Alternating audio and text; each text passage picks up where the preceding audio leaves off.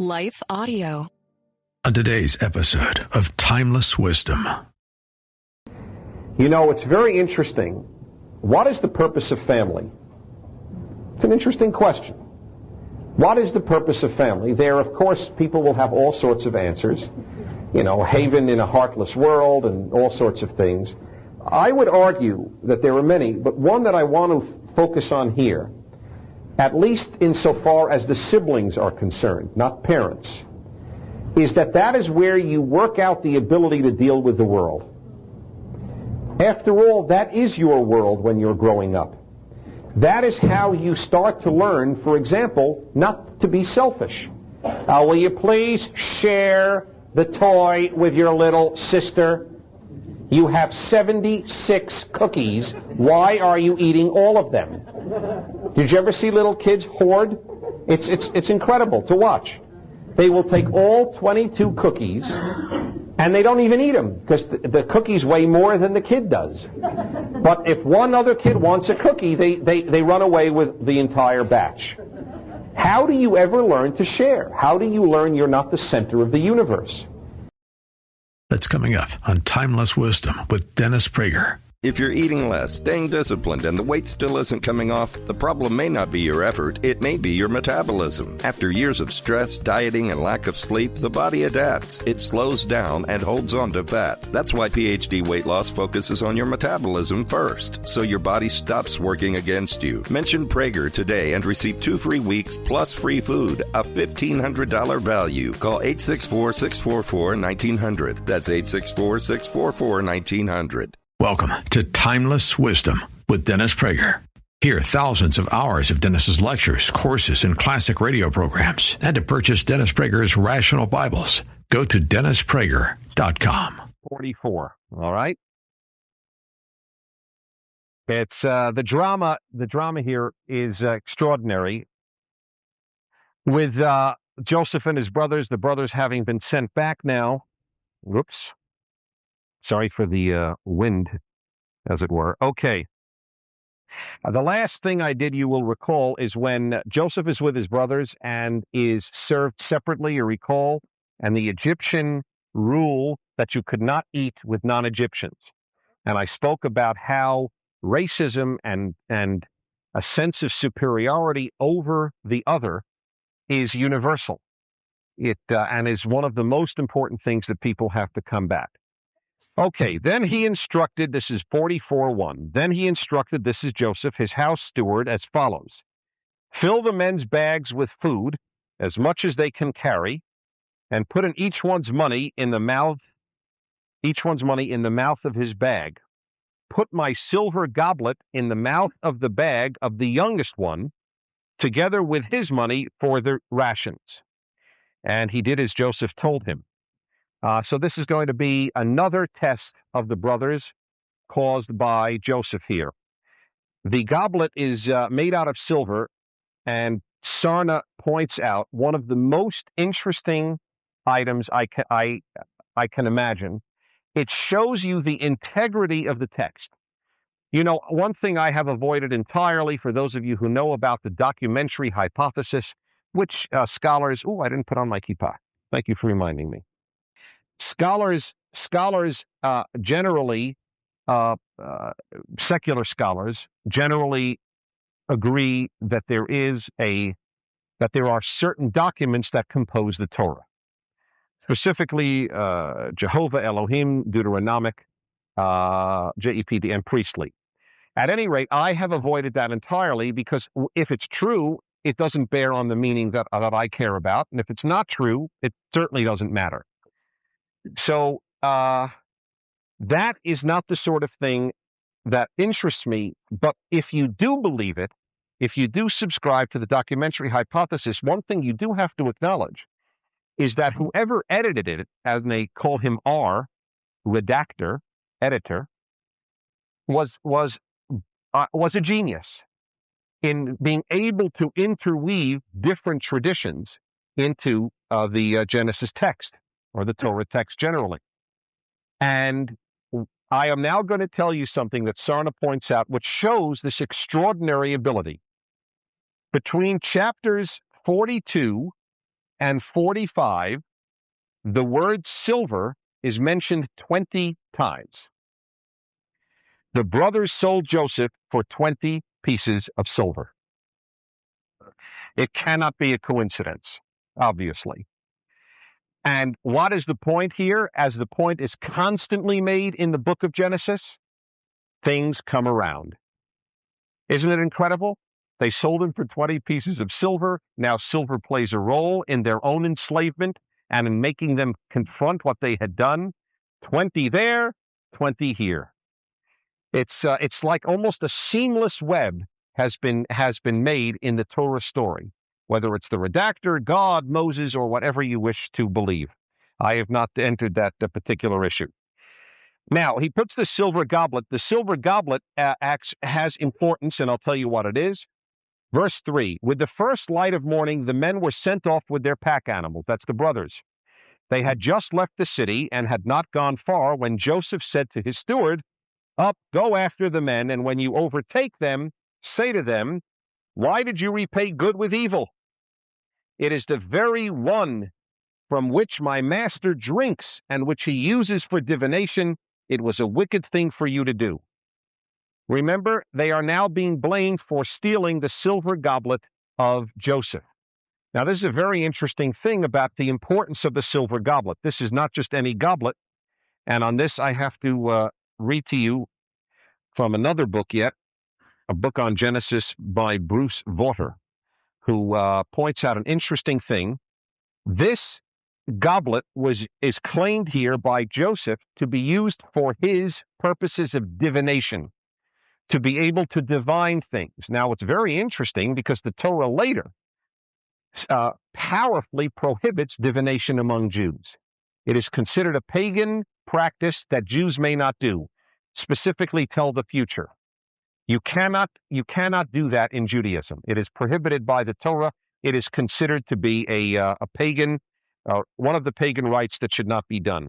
Now let me read to you about the goblet and what they used to do with it in Egypt.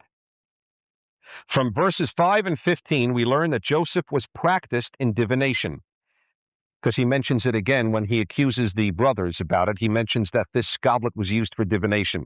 The silver goblet was employed for this purpose, in addition to its being apparently his favorite table cup. Perhaps divination was thought to go with the office which Joseph held, or perhaps a talent of this kind was simply part of the common tradition by which he was remembered. Joseph is an interpreter of dreams, and dream reading is another form of divination. The goblet would indicate that what is in question here is water divination. This will just give you an insight, among other things, not only into ancient life, but how ancient the Torah text is. Because we did not know of this stuff until modern archaeology. The only way the Torah could know of this is if the Torah story is contemporaneous with the event being described. That is how old our Torah story is. Water divination was widespread in the ancient Near East, where it assumed various forms. Water in the cup might be mixed with a few drops of oil, and the resulting configuration on its surface would be red for its significance, or the shimmering surface itself might be red as one reads a crystal ball, or it might be the pattern of drops that fell from the goblet when it was appended or tilted in pouring that provided the means of augury, of fortune-telling. The biblical author records he does not judge Joseph's capacity as a diviner, despite the fact, as I pointed out, that Israelite law repudiated divination as a heathen superstition and a crime punishable by death. Leviticus 19:31, 26, and Deuteronomy 18:10-11. So, in other words, the cup that he plants in one of the in Benjamin's pack is a cup of extreme significance, and the silver is greatly valued. What verse are we up to? 5, actually. It is the very one. You're right. 6. He overtook them. This is the steward going at Joseph's orders. Overtook the brothers and spoke those words to them. And they said to him, why does my Lord say such things? These poor brothers, by now, remember the first time they're accused of being spies. They have to go back and leave a brother behind. I mean, they really are going through the gauntlet here.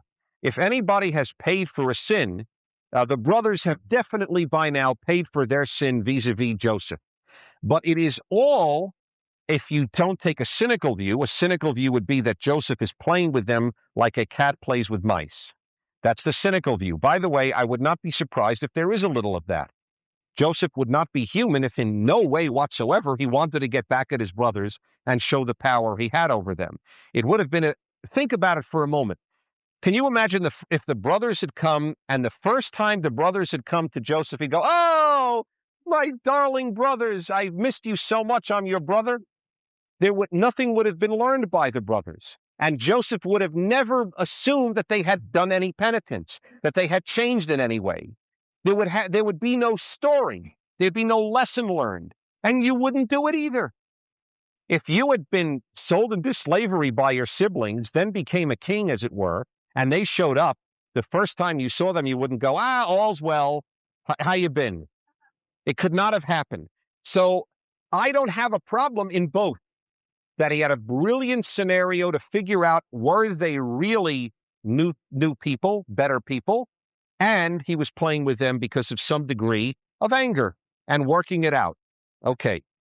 Remember Prager's law of the conservation of anger. It is, I have a law, and it is this. When you get angry, you have to express it. And if you don't express it at those who made you angry, you'll express it at those who don't make you angry. And it is always best to express it at those who do make you angry, because it's not fair to the others. If the boss mistreats you at work and you come home and kick the dog, it's not fair to the dog. The dog, if he could speak, would say it's not fair. You should kick the boss. Then you will be fired and will have no food for me, so you might as well kick me. Actually, now that I think of it, it's a very tough issue. This episode of Timeless Wisdom will continue right after this. Many believers go through seasons when God feels distant or silent. If you've ever wondered why your prayers feel unanswered, you are not alone. And you're not without hope. Bible League International has created a free devotional called What to Do When God Seems Silent, a 7-day journey of faith, hope, and healing. Through scripture, reflection, and encouragement, this devotional helps you understand how God is still working, even in the quiet seasons of faith. It gently reminds us that God's presence isn't based on what we feel, but on the truth of His Word. Bible League's mission is to equip the under-resourced church to make disciples, transforming lives through God's Word. And today you can receive this devotional completely free. Just text STUDY to 94878. That's STUDY to 94878 to download What to Do When God Seems Silent. Now, back to more of Dennis Prager's Timeless Wisdom. Okay, we are at verse, let's see. Why does my Lord, 7. And they said to him, that is the brothers said to him, why does my Lord say such things? How could we be accused of taking this most important goblet of the vizier of Egypt? Of this man. Far be it from your servants to do anything of the kind. And now we may make a very good argument how it be impossible. They would be idiots to have stolen it. Here we brought back to you from the land of Canaan the money that we found in the mouths of our bags. Remember? They got away with that quote-unquote theft, correct? Now, why would somebody be a thief returns you money you didn't know he stole in order to steal less money? Right? I mean, it's absurd. It's an actual absurdity. Whereas the Talmud says a kal vachomer. If I'm not going to steal all that money, I'm certainly not going to steal less money. Okay? So that we found out, how then could we have stolen any silver or gold from your master's house? Which, now listen to this, whichever of your servants it is found with shall die. The rest of us, moreover, shall become slaves to my Lord. The brothers were known for big promises in case they were caught lying, as you may know, right? From Reuven's earlier one, I'll kill my sons if I don't bring Benjamin back. Now we'll kill him, and the rest of us will go into slavery. You know, that's very dramatic sorts of promises. But they had every right to do so. They hardly thought any of the brothers had stolen the silver goblet of Joseph. He replied, although what you are proposing is right, only the one with whom it is found. It's clearly a game that he was instructed by Joseph to play. Again, it's to isolate the question, what will you do with your youngest now? Right? You were bad to your youngest before. How do you treat your youngest now? That's what all these tests are about. Will you go back for Benjamin to bring him here? And how will you treat him? Now I'm going to see. So the assistant, the steward to Joseph, is part of the game and says, no, I don't want any of you. I don't want any of you to be dead. Notice he doesn't accept the death thing. He wants a replica of what happened to Joseph, sold into slavery. You see, not death, but sold into slavery. Only the one with whom it is found shall be my slave. That way, they're all off the hook. And if they're the same as they were with Joseph, they might say, oh, big deal. So Benjamin will be a slave. But the rest of you shall go free. Verse 11. So each one hastened to lower his bag to the ground, and each one opened the bag. He searched, beginning with the oldest and ending with the youngest, and the goblet turned up in Benjamin's bag. Can you imagine their feeling? I mean, they had to go, I give up. I can't take this anymore. I mean, right? I mean, they didn't take anything. The poor guys just went to Egypt to get food on trip one. They keep finding valuables in their bags that they never took.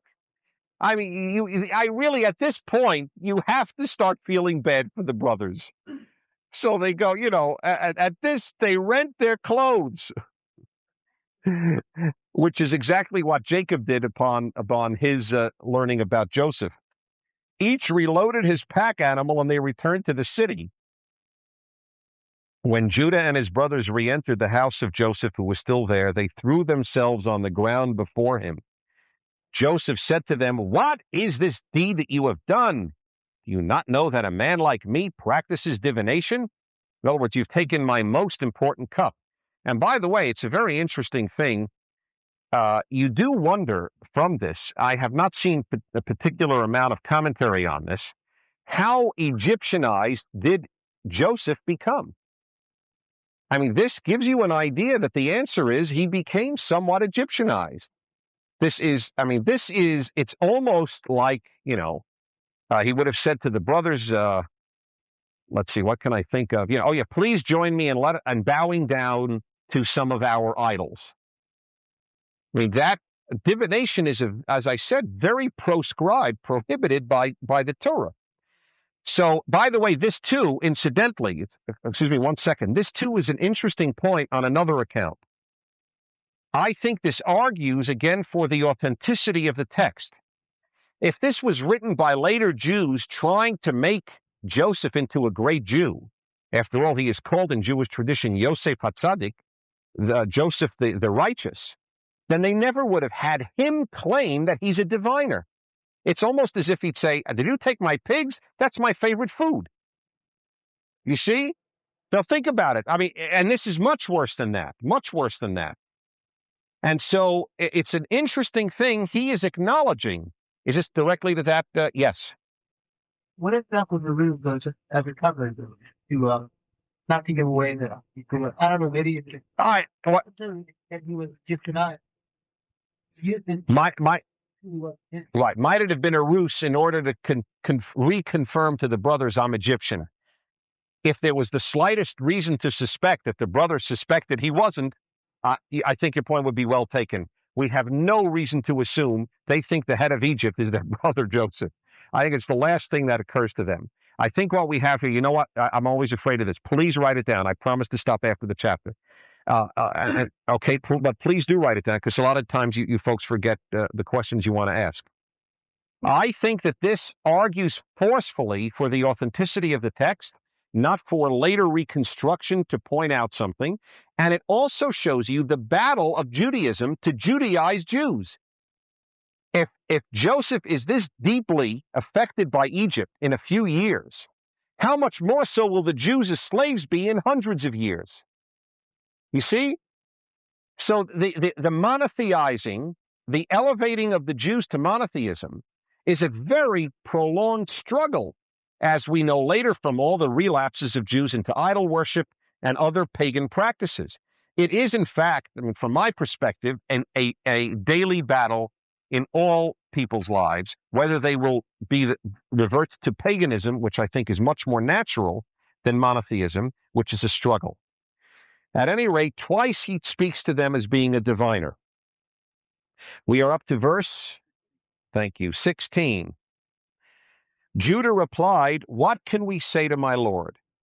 A very human reaction here of Judah, and very, it's exact. If you wrote a play today, these are the words you would use. How can we plead? How can we prove our innocence? He's right. What are you going to do? We're caught with it. What am I going to tell you?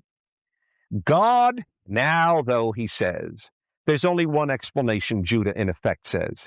God has uncovered the crime of your servants. Now, what does he mean? The crime of stealing the goblet? How could he confess to a crime he never did? At this point, I think are the first uttered words about, you know what? Or at least to Joseph, we are caught for our real crime. And that is the selling of our youngest brother, our previous youngest brother, to slavery. Or killing him, actually. Because that they assumed, they didn't know exactly what had happened to him. God has uncovered the crime of your servants. Here we are then, slaves of my Lord, the rest of us as much as he, in whose possession the goblet was found. Now notice, he could have gotten away and said, oh my God, it's terrible for our youngest Benjamin. No, because that was what the steward said. He had promised that we'll all be slaves, and in fact, please write it down, and in fact, he says, no, we are all your slaves. Notice, though, that he didn't remind them of the bigger oath, that one will be killed. Notice that? That one has gone into Orwellian memory hole. It is very interesting how that is not repeated by anybody. Oh, what? Killed? Who said anything about killed? But he replied, far be it from me to act thus. This is Joseph replying. Only he in whose possession the goblet was found shall be my slave. Isolating the whole issue. What will you guys do now to save your skin because of again, the favored child? The brothers, remember, in all of this, remember, the brothers had reason to resent Joseph and Benjamin. Jacob was not an egalitarian father. He was a poor parent emotionally. He clearly favored the two sons of Rachel. And so he is trying to see, have you guys risen above your envy of the sibling that is most favored? I'm isolating it to Benjamin. Only he in whose possession the goblet was found shall be my slave. The rest of you go back in peace to your father. Okay? Then, in what I must tell you, many commentators, non-Jewish, Jewish, consider one of the most eloquent pleas in literature now takes place. This episode of Timeless Wisdom will continue right after this. Many believers go through seasons when God feels distant or silent.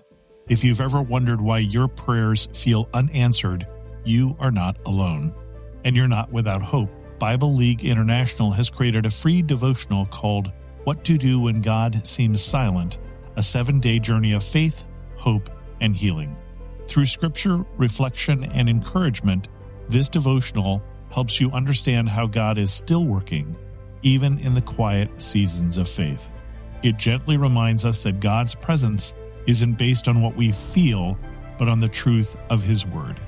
Bible League's mission is to equip the under-resourced church to make disciples, transforming lives through God's Word. And today you can receive this devotional completely free. Just text STUDY to 94878. That's STUDY to 94878 to download What to Do When God Seems Silent. Now, back to more of Dennis Prager's Timeless Wisdom. Verse 18 in the beginning of the Hebrew portion of Vayigash. Then Judah went up to him and said, Please, my Lord, let your servant appeal to my Lord, and do not be impatient with your servant. He uses the word servant, which is the same in Hebrew as slave. in this plea 13 times to make his position clear to Joseph. He also speaks about the father, uses that word, Jacob, 14 times. He uses two basic things in repetition. We are your servants, and please feel pity on our father. Father is mentioned 14 times. Slave or servant is mentioned 13 times in this appeal. My Lord asked his servants, have you a father or another brother? You see, this is what he's building his part of his case on. We told my Lord, that's you, Joseph, we have an old father, and there is a child of his old age, the youngest. His full brother is dead. Although in Hebrew, it just says his brother is dead. I don't know why they added the word full. At most, it should have been in parentheses. The Hebrew is v'achiv meit, and his brother is dead. So that he alone is left of his mother, and his father dotes on him. Now, one second, because this is a touching thing. Well, actually, it'll get to 27, and you'll see. I want to repeat that. His brother is dead. Who's the brother? Right. Okay, you're with me. Great. Joseph, his brother, parentheses, Joseph is dead. So he alone, that is, Benjamin alone, is left of his mother, Rachel. And his father dotes on him. You see again how that thing comes up? This time, however, it is not done so much we're angry, but to say, have pity on the father. He dotes on this one child that's left of that woman, of that mother.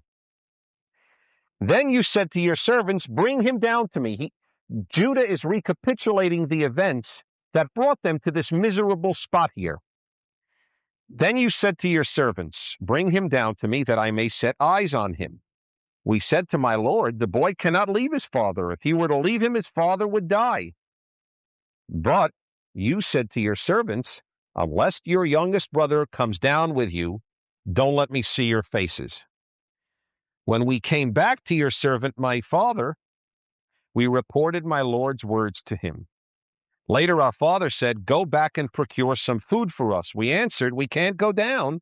Only if our youngest brother is with us can we go down, for we may not show our faces to the man unless our youngest brother is with us. Your servant, my father, said to us, as you know, my wife bore me 2 sons. Now, but one is gone from me, and I said, alas, we'll get to that in a moment, but one is gone from me. Listen to that sentence again. Look at the way he's recapitulating Judah. My father said to us, as you know, my wife bore me 2 sons, but one is gone from me. Now, folks, this is, first of all, this was never recounted in the Torah story. When Jacob met with his sons on their return from the first trip to Egypt, this dialogue never took place. This is completely inserted here by Judah. And it is done, again, to evoke pity from Joseph for Jacob. It is also, though, when you think about it, it evokes pity for the brothers. I mean, who were they born to, if not wives of this man? It's very sad that the brothers would walk around with that view of themselves. I mean, look at it again. My wife, what do you mean wife? What about wives? Right? Like Leah. It's a very sad thing that they had this self-image. There's a lot of pathos about the brothers here. And this is an example of it. Now, the question is, did Jacob really say this? We obviously have no way of knowing. Did Jacob really say this or not? The fact is that whether he did or not, well, let me read to you what Nechama Leibovich brings in about this. It's a very interesting verse. This is what she writes. Judah here reported a conversation between his father and his 10 children that we have no record of in the Torah. Moreover, it is inconceivable that Jacob should have uttered in the presence of his 10 sons, the children of Leah, Zilpah, and Bilhah, such words as, You know that my wife bore me 2 sons. Who are you? How could Jacob have described Rachel to the children of his other wives as his wife? Had he not been punished enough for showing favoritism to his son Joseph? Presumably, therefore, Jacob had not uttered these words. Judah had added them for effect in order to arouse the compassion of the Egyptian governor. He was taking the only son left by the only woman Jacob regarded as his wife. Even if Jacob had not uttered these words, Judah was giving a faithful picture of his father's feelings, which is very, very sad for the kids. I mean, it's not so sad about from which woman you came. It's sad that it mattered that much to the father. That's the point. I mean, a parent can love children who came from, who knows from whom. The point here is that Jacob didn't. The point is that Jacob loved the children of Rachel more than all the others. And so whether he said it or not, and I doubt if he would have said it, I mean, that degree of callousness is difficult to attribute to Jacob. It was inserted, as she points out, to evoke more compassion for him, and I might add, subconsciously for the brothers. It would me, it would you, and it had to have had an impact on Joseph. You know what? I never realized the favoritism. I mean, he's a grown man now, Joseph. And all of a sudden it's dawning on him, my God, you guys have been a real victim in this family. Only my brother Benjamin and I were really loved. That's what they're saying to him, not, of course, knowing in any possible way that this is Joseph. It had to have an effect on Joseph, hearing this about his brothers. At that age, when you're an adult, you understand, especially he's now a father, you understand, oh my God, you guys were pained. Not only I was obviously pained in a pit, but you were pained in a different way. So that's a very powerful statement, that verse 27. Verse 28, verse 27, your servant my father said to us, as you know, my wife bore me 2 sons, 28, but one is gone from me. And I said, alas, he was torn by a beast, and I have not seen him since. According to, as Hertz puts it, this is the first time Joseph learns how he was reported to have died and what happened to him. He never knew. What did the brothers report to Dad when they came back without me? And now he's finding out what in fact was believed, or what at least was believed by Jacob, right? Because the brothers knew they had dipped in the coat into the blood. If you take this one from me too, and he meets with disaster, this is still quoting Jacob to Joseph, you will send my white head down to Sheol, remember the underworld, in sorrow. 30. Now if I come to your servant, my father, and the boy is not with us, since his own life is so bound up with his, when he sees that the boy is not with us, he will die. This is Judah continuing his plea. If you do not let this boy go, our father will die. And your servants will send the white head of your servant, our father. Notice again how many times servant and father are used. Down to Sheol in grief. Now your servant has pledged himself for the boy to my father, saying, if I do not bring him back to you, I shall stand guilty before my father forever. Therefore, please let your servant remain as a slave to my lord instead of the boy, and let the boy go back with his brothers. For how can I go back to my father unless the boy is with me? Let me not be witness to the woe that would overtake my father. Is that powerful, or is that powerful? You have your choice. Now, a very interesting thing. Do you remember how many times now I have shown you where what happens, what comes around, what goes around comes around? What did Judah offer himself to be? Slave. Please turn to Genesis 37:26. It's actually eerie how seamless the web is. Genesis 37:26. This is when Joseph is in the pit and the brothers are having a meal together. You will recall. 26. Then Judah said to his brothers, "What do we gain by killing our brother and covering up his blood? Come, let's sell him to the Ishmaelites." The brother who advocated selling Joseph as a slave now offers himself to be the slave of his brother. Woo! Incredible, isn't it? It's chilling to me how, again, the stuff comes around. Let me read to you Sarna here. Here he is. It's exactly what he says. Okay. Judah has learned the meaning of brotherhood. This is me. And of responsibility. Family responsibility does not come naturally. It too must be learned. Judah is the archetypical penitent and one who has learned from his errors and sins. Judah has changed. Judah understands now, I have responsibility to my brother, favorite schmavorite. I have responsibility as an older brother to a younger brother. I have a responsibility to a brother, period. You know, it's very interesting. What is the purpose of family? It's an interesting question. What is the purpose of family? There, of course, people will have all sorts of answers. You know, haven in a heartless world and all sorts of things.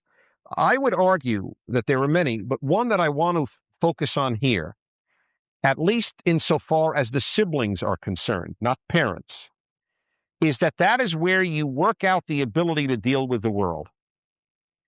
After all, that is your world when you're growing up. That is how you start to learn, for example, not to be selfish. Will you please share the toy with your little sister? You have 76 cookies. Why are you eating all of them? Did you ever see little kids hoard? It's incredible to watch. They will take all 22 cookies and they don't even eat them because the cookies weigh more than the kid does. But if one other kid wants a cookie, they run away with the entire batch. How do you ever learn to share? How do you learn you're not the center of the universe? One way in which you can, not everybody does, is by how you work out things with your siblings. That's one of the advantages, or at least so it is theoretically, of a large family. Not for forgetting parents entirely, talking about just the children, just the siblings. That's the community you work things out. And the truth is, if you can work things out with siblings, you are ahead of everybody. Because it is much harder to work things out with siblings than it is with strangers. I mean, that's the joke of it. I've always found it one of the most bizarre things where you have close friends and they will say, let's say two guys are very close friends, say, "Oh, I love him like a brother." Give me a break. How many brothers love each other like friends love each other? Are you kidding? What, 1 out of 100? You should have it the other way. If brothers are close, they should go, "I love him like a friend." That would make sense. I love her, not like a sister. Sisters? And sisters have it sometimes, like when they reach their 70s. Then all of a sudden, maybe we can work things out, darling. But give me it, certainly not as kids. That's my dress. I mean, sisters are notorious. She's going to wear my clothing again? Are you kidding? And so it's part of the process. Judah has learned, hey, wait a minute. I have to take care of younger brothers. The issue is not do I love Benjamin. It isn't do I resent Benjamin. It's what are my responsibilities? And it's true for parenting. The question isn't whether Jacob loves his kids equally. That's between him and his own heart. The question is, do you show it to your kids? That's wrong. I mean, it's an age-old philosophical, unspoken issue. Do parents love all their kids equally? Some do. Some don't. Or at least some will love them all equally, but clearly like some more than others, which makes perfect sense. Some kids are more likable. Obviously, if your kid brings you a lot of joy and the other kid is in jail all the time, there's a very good chance the former is more likable. You are hardly bizarre. I mean, there are responsibilities, though, that are inherent to family. That apparently is what Judah has picked up here. He is also a penitent. I see God knows our crime. I deserve to be a slave is almost what he's saying. Not only do I owe my dad to get Benjamin back to him, I deserve to be a slave. I think that that is part of what Judah is even saying to himself. It's pretty clear to me now I'm paying the price for what happened a while ago and what I advocated be done to our brother Joseph. So you have here a very impressive man. There is a statement in Judaism, Bimakom Baal Tshuva Omed, Ein Tzaddik Omed. In the spot on the level that a penitent stands, the most righteous person cannot stand. The highest level in Judaism, by this statement, the highest level of human achievement is by the one who has done bad and truly repented and become beautiful, rather than the one who is always beautiful. To have sunk and then to have risen is the highest madrega, the highest level that the human can reach. Judah is, as I wrote here, an archetype of that.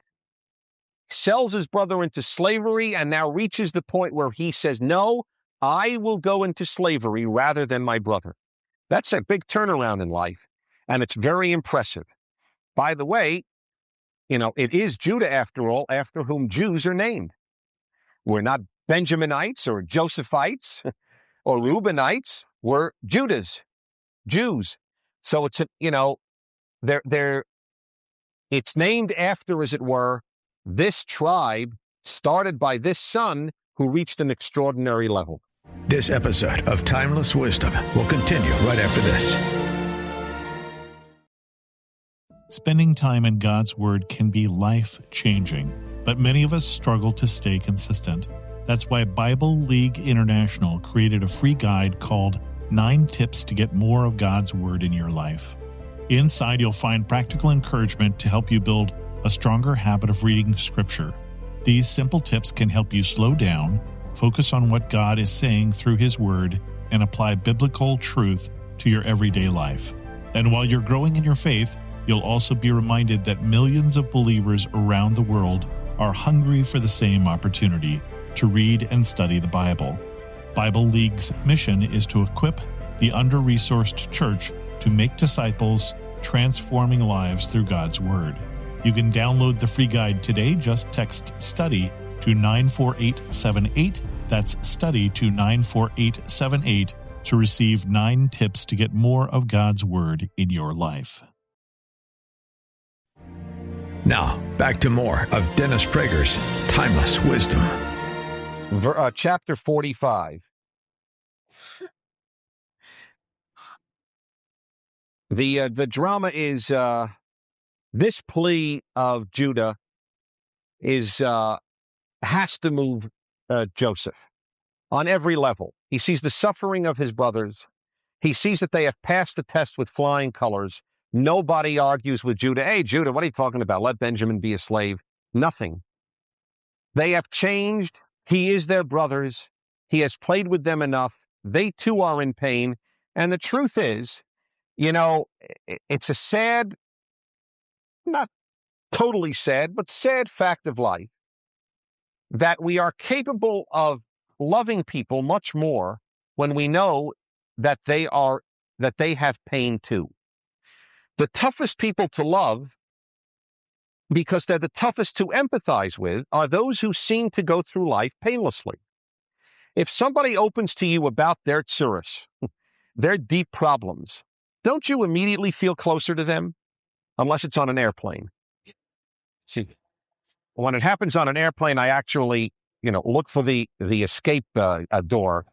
Then it's it's a somewhat sadistic thing. But outside of enclosed quarters that cannot be left, in all seriousness, you do immediately, we all do, feel closer to someone when they open up. And that is partially because every one of us has pain. And we resent almost the sense, how the hell did you get out of pain? I've been in it my whole life, and you walk through life, nothing bugs you. You've had everything for you. That's terrible. That was Joseph's view of his brothers, as it were. Now he goes, wait a minute, what an erroneous view of my brothers. They were in deep pain then, they're in deep pain now over the way they were raised and I was raised. These are people. And so that's one element that immediately moves him. The other is they're penitent. The other is the father. He can't, the father keeps being mentioned. And he's played with them enough. He has gotten the revenge out of the system. In fact, by now, with the plea from Judah, he's probably a little embarrassed. At this point, he probably feels, I may have played a game too far. These people are in terrible pain. And indeed, that is what 45 implies, at least emotionally. Chapter 45, Joseph could no longer control himself before all his attendants, and he cried out, have everyone withdraw from me. So there was no one else about when Joseph made himself known to his brothers. His sobs were so loud that the Egyptians could hear, and so the news reached Pharaoh's palace. Joseph said to his brothers, I am Joseph. Is my father still well? But his brothers couldn't answer him, so dumbfounded were they on account of him. At this point, the brothers, my suspicion is, did not believe him. I mean, there is no parallel in any of our lives that I could imagine, except someone you would assume dead a long time ago, who is not only that, but is in a totally different world as one of its heads, and then announces, I am the one you thought was dead and was your brother. There's no possible reaction. So he speaks again. Then Joseph said to his brothers, come forward to me. Now notice, of course, adding some degree of veracity to his claim, there were no interpreters about. Remember, he had spoken through interpreters the whole time to act Egyptian. There is no Egyptian now around him. He's communicating to them in their language. Then Joseph said to his brothers, come forward to me. And when they came forward, he said, I am your brother Joseph, whom you sold into Egypt. I am your brother Joseph is one of the most famous statements, of course, in Western literature, let alone, of course, the Torah. It was, incidentally, the phrase that Pope John the 23rd used when he greeted Jewish leaders. I think it was 1963, when they came to the Vatican, and he was, of course, certainly from a Jewish perspective, one of the giants of history. A man who wanted to atone for millennia of anti-Semitism that had taken place often at the highest levels of his own church. And he greeted the Jewish leaders, I am your brother Joseph, because that was his baptismal name, Joseph. You can imagine the Jews' reaction. The Pope of the Catholic Church, after thousands of years, comes to a Jewish group and goes, I am your brother Joseph. I may look like a Catholic. I may look like the powerful head of another world, but I am really your brother Joseph. That's a very powerful statement. I am your brother Joseph, whom you sold into Egypt. Now do not be distressed. Can you imagine that? Nah. Take it easy, guys. No problem. Or reproach yourselves. His first reaction here is a good one. He says, don't be distressed or reproach yourselves because you sold me hither. All right, now that's very interesting. Don't feel guilty about having sold me here. It was to save life that God sent me ahead of you. I'm going to talk about that in a moment, but he now explains what it means to save life. God sent me ahead of you. It is now 2 years that there has been famine in the land, and there are still 5 years to come in which there will be no yield from tilling. God has sent me ahead of you to ensure your survival on earth and to save your lives in an extraordinary deliverance. So it was not you who sent me here, but God. And he has made me a father to Pharaoh, lord of all his household, and ruler over the whole land of Egypt. Somehow get into a home of somebody important. The only way was as a slave. How did he get to be a slave? And so on. God's hand is in all of it. Now, this is a very difficult problem. And that for people who take God and religion seriously. If in fact God did it, what responsibility do the brothers have for having done it? Are they guilty at all? See, it's a difficult issue. And I don't, contrary to my general deep desire, I don't have a beautiful answer for you. I think it's a very real dilemma. Did God do it, or did the brothers do it? Or is there some melange of the two? Which is what obviously I would ultimately come to. God wanted him in Egypt.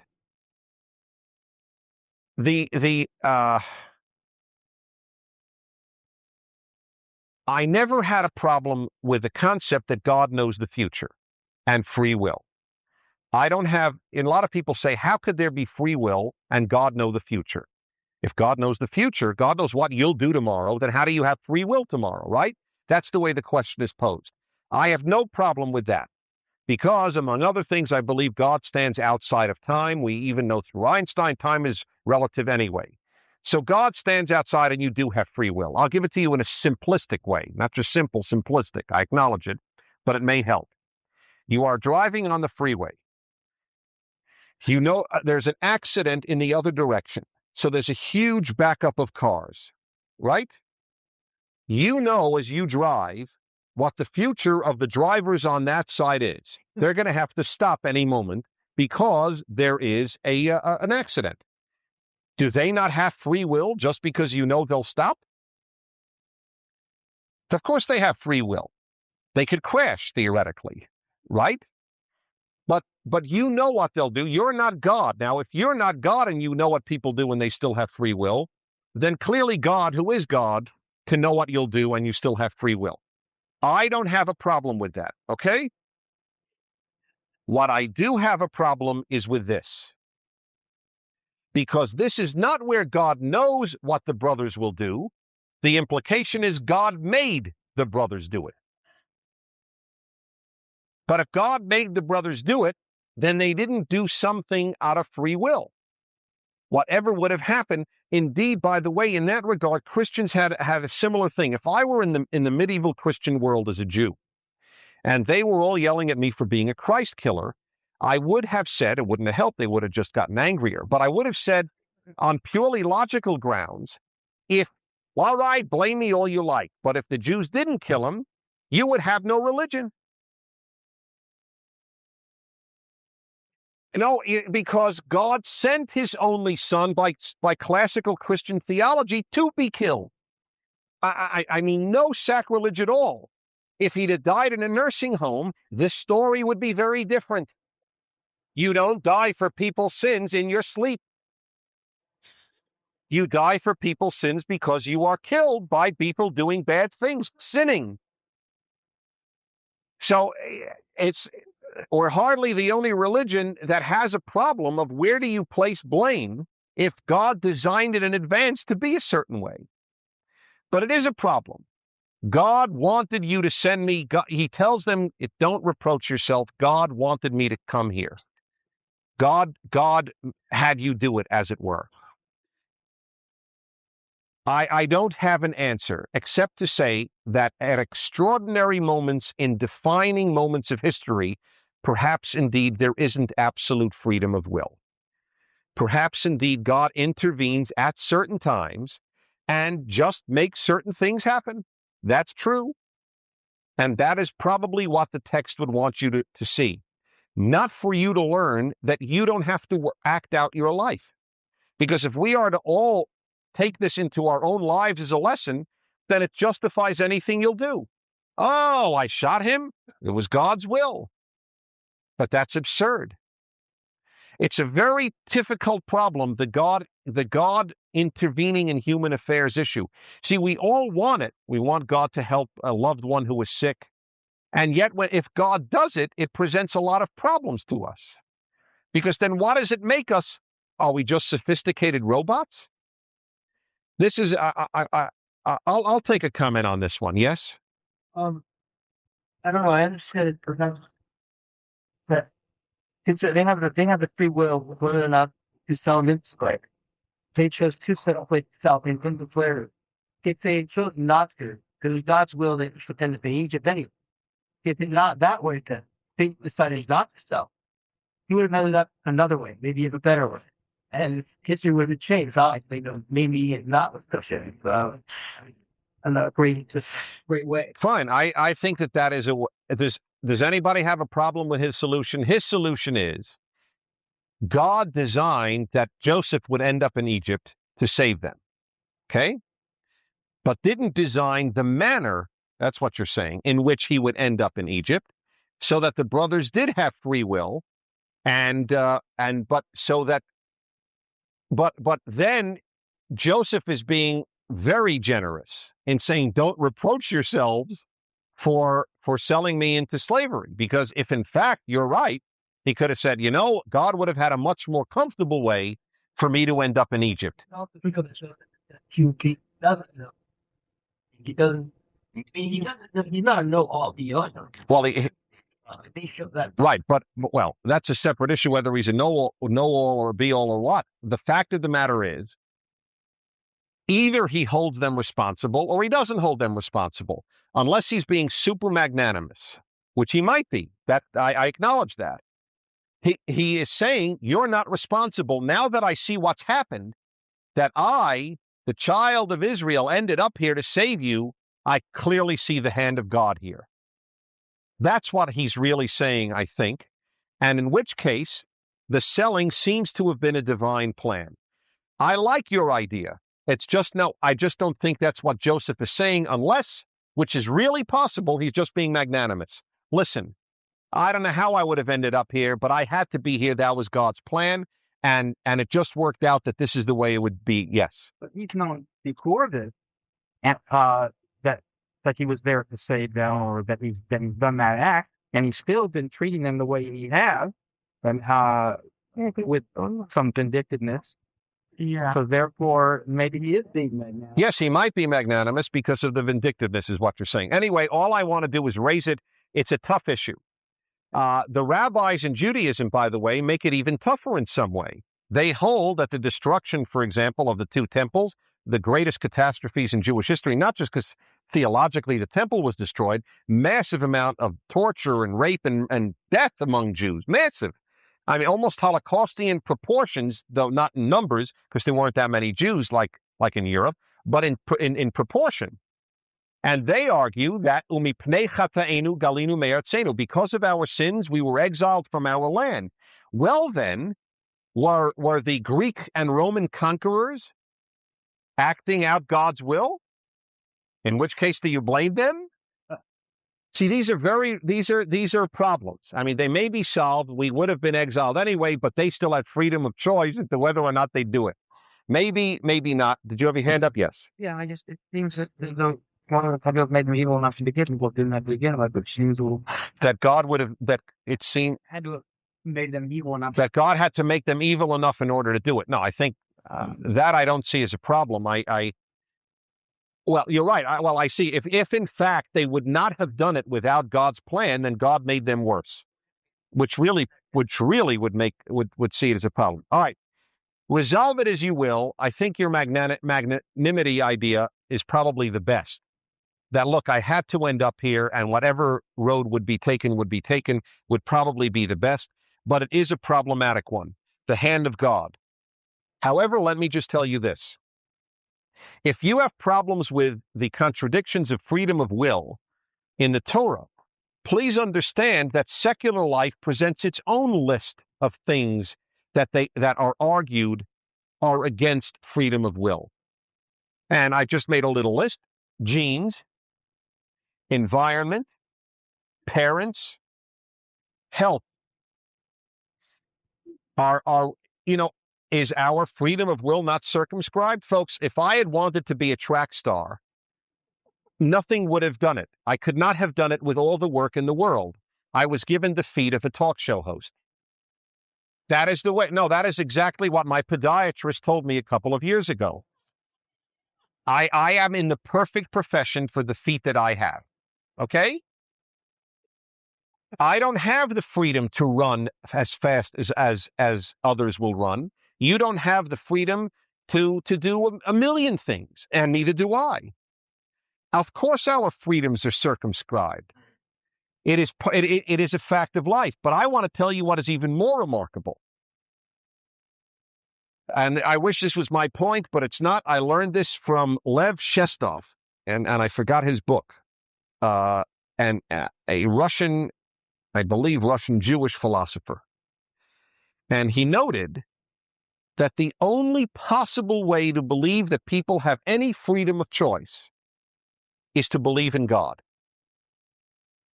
A purely secular view of humanity ultimately argues that you have no freedom. And he's right. Let me ask you a simple question. Assume that you have no soul, because the God issue implies a soul or something beyond the physical. Other than genes and environment, why do people do anything? If I don't know, you signed up to take this course. Why did you sign up to take this course? Because you wanted to learn, you wanted to study with me the book of Genesis. You wanted to study the book of me for Genesis because this and reason, this and until you go back and back, why you and not somebody else? Well, you were raised in such a way that you have intellectual curiosity about biblical stuff, or whatever it might be. Ultimately, why do we do anything if there is nothing in us that can transcend genes and environment? His argument is only a religious worldview, only a religious perspective on life actually posits that there is freedom. So I just want you to know, with all our problems of God's will and so on, the truth is one of the reasons that I did come to religion was this argument. I do believe we have some freedom. I don't believe that everything we do is the product of genes and environment, and we are only sophisticated computers. I do believe there is a Dennis that is more than the sum of its parts of genes and environment. Okay? And I suspect that most of you believe that about you, that you are more than just the inputs in you, the physical and the environmental inputs in you. But what is that? Who is the you? Who is Jerry? Is there a you that is beyond that? And if you hold that, it's a religious conviction because it's an act of faith. You can't show it. You can't measure it. You can't prove it. You can't demonstrate it. You can't put it in a test tube.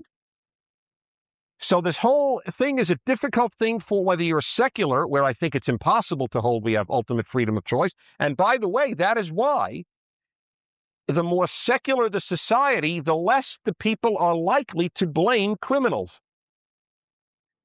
Because if ultimately all we are is the product of genes and heredity and environment, then it's really not right to blame a rapist. It's really not right to blame a serial murderer. And I mean this with no put down. I reject it, but I mean it. I don't mean it. I'm not arguing here. I'm describing, not arguing. Unless you hold that in some way there really is a freedom of choice in the individual, then how do you blame anybody? And indeed, we are living in a blame-free thing. That's, in the final analysis, our secularized Western world produced the jury that can't hold the Menendez boys guilty. If you have X input, you're going to get Y output. That's the way the human is. You grow up with these parents, then you murder them. It's just, that's the way it works. And that is why, by the way, we'll come to you in a moment. That is why it tends to be the more religious in society who are the most advocative of punishing criminals. It's not a coincidence. It's probably never been explained to you this way because a lot of religious people themselves don't realize why they feel this way, and a lot of secular people don't realize why they feel the other way. But they're both acting out what, in fact, is the philosophy of their culture. A religious person in the Judeo-Christian culture holds that people tend to be responsible for their behavior. The more educated you are at a secular university, the more likely you are to believe that's not so. We are really the product of psychological, environmental, and hereditary forces, and therefore cannot be blamed for what we do. Of course, among my big challenges to people who say that is, if you don't blame people for the bad they do, then you cannot give them credit for the good they do. And then all of a sudden they get very upset. You see, if you don't blame the Menendez brothers for what they did, then you cannot give Mother Teresa credit for what she does. She is just a product of heredity and environment, just as the Menendez brothers are. She can't help herself. That is exactly right. That is exactly right. But there is something in you that wait, this is absurd. We're getting crazy here. You're not going to give good people credit for what they do? When I directed a college institute, college students would constantly argue that. You cannot say that anybody does anything for anything other than self-interest reasons. So there really aren't any good people. There were no good people and there were no bad people. Bad people are products of heredity environment. Good people are also products of that, or at least of calculated self-interest. And that's a very dehumanizing idea, in my opinion. Yes. Following Richard Quinn, let's set the moral issue on Joseph and his side. And I guess I'm a little confused because if you're saying they're not responsible or may not be to take it off, that takes me to more law, which you exactly. Well, exactly. No. Well, you're recapitulating my original dilemma.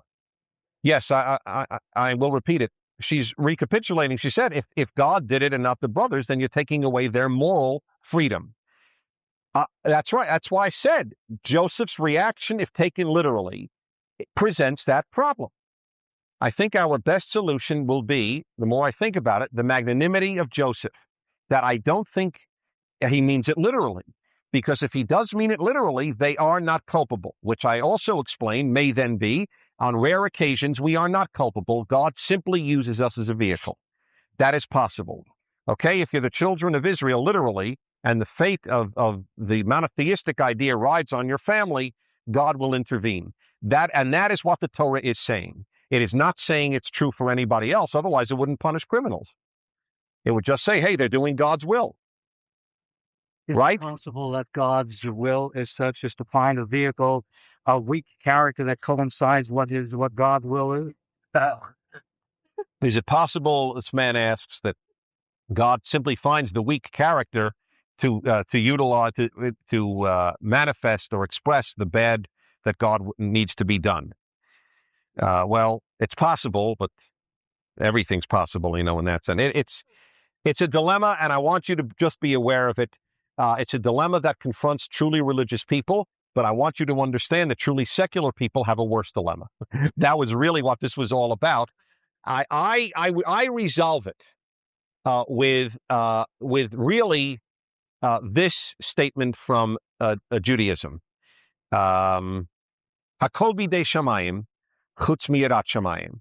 Everything is in God's hands except one thing, whether or not you fear God. In other words, everything is predetermined in some way, genetic, environment, God's hands, whatever, except one thing, good and evil. In the moral arena, there is choice. I actually predicate my whole life's work on that belief. Ladies and gentlemen, to be personal for a moment, I would never do the work I do, which, in my belief at any rate, is the hope, moral improvement of people, if I didn't think people had freedom of choice to choose it. I would go into photography and live with penguins who would be less likely to hurt me. I mean, the whole belief that people can change, that people can be penitent, for that matter, is that there is freedom of choice in the moral sphere. But there isn't much else. There isn't that much other freedom. That is true, and we need to be sobered by that. You are circumscribed in so many ways, physically, psychologically, and so on. Now, I think it's possible to make heroic efforts and even go beyond that. I think it's a very unwise idea to just see yourself, this is the way my parents made me, and I am finished till I die. I think it becomes a self-fulfilling prophecy. One must liberate oneself from one's parents at a given point, and better earlier than later. And I mean liberate in the best sense, not that your parents were horrific, but that you have to become an independent human being. There is no parent in history that could not make errors. As I've often said, a perfect parent will certainly drive a child to a psychiatrist. So you literally, the moment you become a parent, you will do some hurt to your child. It cannot be otherwise. Because if you're perfect, would you like to be the child of a perfect parent? What a burden! Who wants that? That alone will send you for years into psychiatry. So the day your child is born, you have placed burdens on it as a result of who you are, the best parent on earth. All right. Anyway, I believe in moral freedom. That is what Judaism believes in. The rest is circumscribed. That is the one. If that is not there, all human endeavor is pointless. I mean, let's be honest. If Hitler is not responsible for what he did and Mother Teresa is not responsible for what she does, then we might as well punt. Then why try any self-improvement? The very notion of self-improvement, the very notion of penitence implies freedom of choice. I now choose to redeem my nature. Okay, I must finish this chapter, so hold your questions, please. What verse are we up to? Thank you. You're very good at that. I appreciate it. I watch you like a hawk. You do. I tell you, I can never read one verse twice. Your brother? Your brother's keeper. My brother's keeper. Now hurry back to my father. This is Joseph continuing his response to Judah and the brothers.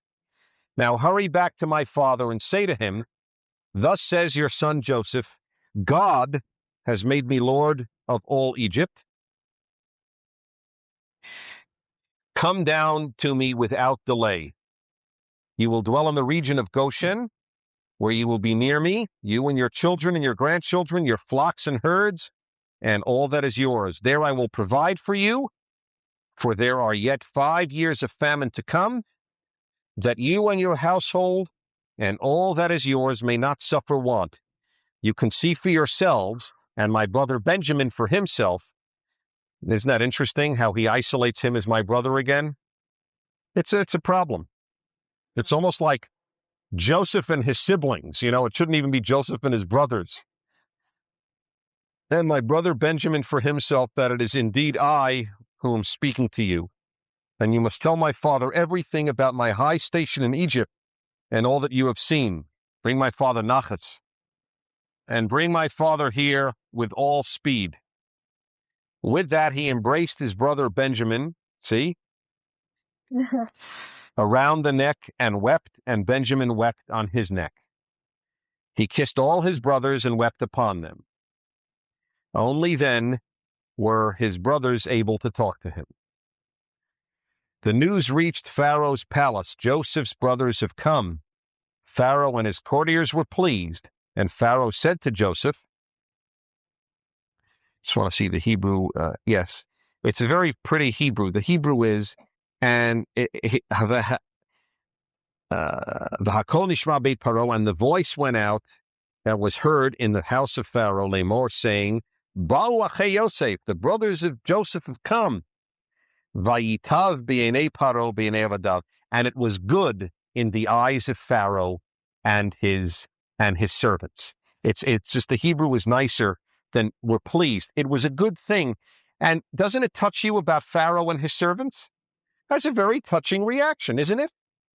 Not like, hey, what is this? A lot of nepotism here? We're going to get stuck with this whole group? No. What a lovely thing. This lonely guy here, because he's not really fully Egyptian, has his family. What a nice thing. And it also contrasts powerfully with the Pharaoh later who enslaves the Jews. The great, great line, one of the great, incredible lines of the Torah, Vayakam melech hadash shal Mitzrayim asher lo yadat Yosef. And a new Pharaoh arose over Egypt who did not know Joseph. By the way, that is, again, these parallels in Jewish history are rather staggering. When Jews work in the help establish a group, and then the next generation rejects them. Many Jews feel this, legitimately or not, is not the issue. I just want to say that many Jews feel this with regard to some black Americans, where Jews had played, or some of the black leadership, where Jews had played an instrumental role in founding the NAACP, and then the NAACP finds it very difficult to feel positively about Jews and to feel very negatively about some anti-Semitic currents. Legitimate or not as a perception, it is the sort of thing almost, and there arose a new leader of the NAACP who did not know Rabbi so-and-so.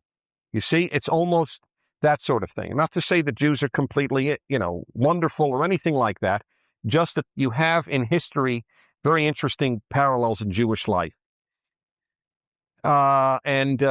This Pharaoh is just a sweetie pie, obviously, at least with regard to Joseph and his brothers. 17. And Pharaoh said to Joseph, say to your brothers, do as follows. Load up your beasts and go at once to the land of Canaan. Take your father and your households and come to me. I will give you the best of the land of Egypt, and you will live off the fat of the land. And you are bidden to add, do as follows. Take from the land of Egypt wagons for your children and your wives, and bring your father here. And never mind your belongings, for the best of all the land of Egypt shall be yours. The sons of Israel did so. Joseph, where am I? Yes, Joseph gave them wagons as Pharaoh had commanded, and he supplied them with provisions for the journey. To each of them, moreover, he gave a change of clothing. But to Benjamin, he gave 300 pieces of silver. I'll tell you this, maybe the brothers learned, but Joseph didn't in this regard. It's sad, isn't it? And several changes of clothing. It really is a recurring pattern. It's painful, yes? You say it's sad, but isn't in your reality sometimes it violates his mind in some ways that dream would choose his friend or to find others that would not choose. Yeah, he said it's sad, but isn't it a reality that there will be siblings who will prefer some siblings to others? Yes, that is a reality, but circumstances have to dictate certain behavior. When you have a family get-together, it shouldn't be the one you hug alone and give a lot of money to. Maybe on the side, let's have coffee after the family get-together. That's totally understandable. Benjamin, what if he made a little boy? I don't know how little Benjamin was, actually. It's a good question. I don't know. I would love to figure out and say somebody maybe, that's homework assignment for June. Tell me how old Benjamin was. And to his father he sent the following: 10 he-asses, I prefer he-donkeys, laden with the best things of Egypt, and 10 she-donkeys laden with grain, bread, and provisions for his father on the journey. They also sent chicken soup and knedlach. As he sent his brothers off on their way, he told them, and it says here, do not be quarrelsome on the way. Well, let's hear the, what other, do not be what on the way? What do you have in your other, do not be agitated? What else? What? Fall not out. Fall not out? Fall not out. Don't cause any problems. Don't make trouble. That's not what you have. You made that up. Yes. That has fall not out? Fall not out. And then they looked at Joseph and said, what? Right. What do you have? Oh, no recriminations. Okay. The Hebrew tirgizu is, regez is anger. Tension. Do not have anger and tension. Huh? Yeah, I said it has quarrel here too. Yeah, this was do not be quarrelsome. The point is, he's telling them to calm down, basically. Don't get on each other about anything that, don't yell at anybody. You sold Joseph. You did this. Look at what you did. Don't worry. Things will be calm. 25. They went up from Egypt, and came to their father Jacob in the land of Canaan. I mean, can you imagine this scene now? I mean, this, I'm sure on the way to go, guys, how are we going to exactly tell this to Dad? It's an extraordinary scene. The story is just incredible. I don't know of anything like it in literature because you live it. You live it as it happens. That's why it's so powerful. And they told him, Joseph is still alive. Yes, he's the ruler over the whole land of Egypt. You can imagine they just blurted it out. Not only is he alive, he rules all of Egypt. Sure. His heart went numb, for he did not believe them. Exactly. Of course he doesn't believe them. And there is a great line on this. I got to find it for you. Oh, God. Oh, yeah, it's great. It's from the Midrash. This is a terrific line. Yeah, I'm not a big Midrash fan all the time, but this is a great one. When the brothers lied and told him Joseph was dead, he believed them. When they spoke the truth and said that Joseph was alive, he didn't believe them. This is the punishment of liars. Even when they speak the truth, they are not believed. I get the chills with that because that is exactly the punishment that liars get. Don't have a clue as to when you're telling the truth. Such a great midrash. That is the most fitting punishment. The Torah is a book obsessed with justice. I must say, every culture, every religion has obsession. I would say, if one were to say, what is Christianity obsessed with normatively, I would say love. Is that fair to Christians here, that would be a good summary? Okay? Is that right? I would say that if you'd say, what is Judaism at its core obsessed with? Justice. What it wants is, it wants a world of balance. If you lie, you should suffer the consequence, but not one iota more. And what is the perfect consequence for a liar? No one will believe you. That is the literally perfect. That is why, I can't get into this now, I always defended the notion, not the practice, but the notion of eye for an eye, tooth for a tooth. Not only am I not embarrassed by it, I revel in it. Because among other things, it meant not 2 eyes for an eye. If you spray paint a car, you shouldn't have torture done to you. You see? You should be punished for spray painting graffiti on a car, but not stripped naked and whipped until you faint and have permanent scars on you. Just 6 times, exactly. Grown men go into shock after the 3rd. They have doctors to revive you. It is so awful. And I don't have an inherent problem with corporal punishment. It's just for graffiti painting, which I can't stand graffiti, but it just doesn't strike me as tit for tat. I don't want that issue is not the issue, obviously. The issue is that our society has gone under eye for an eye, basically 10 cents for an eye. Other societies are, give me 5 eyes for an eye. Judaism is intoxicated with justice. And that's what the book of Genesis is about. You cheat, you get cheated. You lie, you don't get believed. You sell into slavery, you end up a slave. You see it? Now, this doesn't really happen all the time in life. But it is Judaism's dream, as it were. That's the way life, and it often does, by the way. It often does. There are evils for which, by the way, there cannot be. If you murder 5 people, you can't lose your life 5 times. But that is why the Torah is so passionate for capital punishment. As I taught in the beginning, the first thing God asks after telling humanity to be fruitful and multiply is capital punishment for murder. It's almost never noted. You'll have to get one of my early tapes on Genesis. I'd love you to see that. People don't realize that. As when God creates the world, he orders capital punishment. That is how deep the desire is. That you would take a life and keep yours offends the Torah. I won't talk about the Talmud.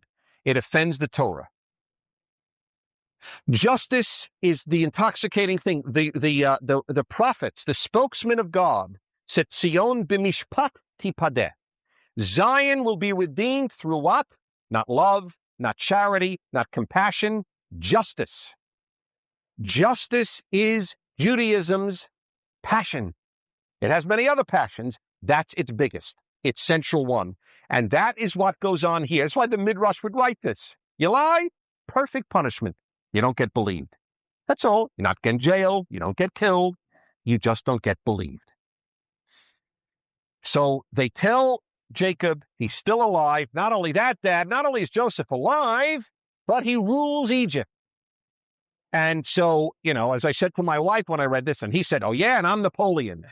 But it's not exactly what he said, because Napoleon had not been born yet. Just his heart went numb, for he did not believe them. But when they recounted all that Joseph had said to them, and when he saw the wagons that Joseph had said to them, and him, what? Yeah, this is a bad, when he saw the wagons that had sent, they have a bad translation in the Sarna, not sent to them, sent to them. Yeah, but Joseph. Right. And him, the spirit of their father Jacob revived. Enough, said Israel. Now he's back to being Israel, because it's now back to the epic of the children of Israel. My son Joseph is still alive. I must go and see him before I die. One final comment. This is a parent talking. Your son can be emperor of the earth. He is still your kid. It don't matter. He doesn't want to go and get more provisions. He doesn't want to see the ruler of Egypt. My son's alive. I got to see him. It's so touching. That's the whole story is recounted, and the father has one reaction. My son's alive. I got to see him. That's a parent. The rest of the stuff is very nice, terrific. He's the head of Egypt, but he's my son. And that is the way it works. And it is a powerful chapter. And I will see you the first week of June. Thank you very much. Thank you. Thank you. On tomorrow's Sunday Fireside Chat.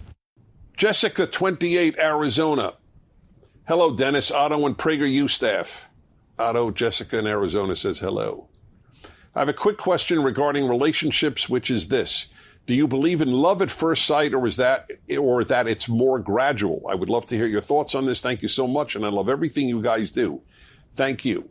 So you will find this rather interesting, and I am very open about my life, so here goes. I always thought love at first sight was only in movies. Join us tomorrow to hear more on Timeless Wisdom with Dennis Prager. Visit DennisPrager.com for thousands of hours of Dennis's lectures, courses, and classic radio programs, and to purchase Dennis Prager's Rational Bibles.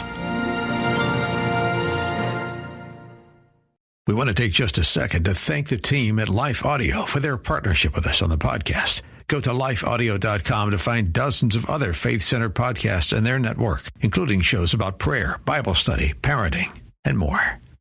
If you're eating less, staying disciplined, and the weight still isn't coming off, the problem may not be your effort, it may be your metabolism. After years of stress, dieting, and lack of sleep, the body adapts. It slows down and holds on to fat. That's why PhD Weight Loss focuses on your metabolism first, so your body stops working against you. Mention Prager today and receive 2 free weeks plus free food, a $1,500 value. Call 864-644-1900. That's 864-644-1900.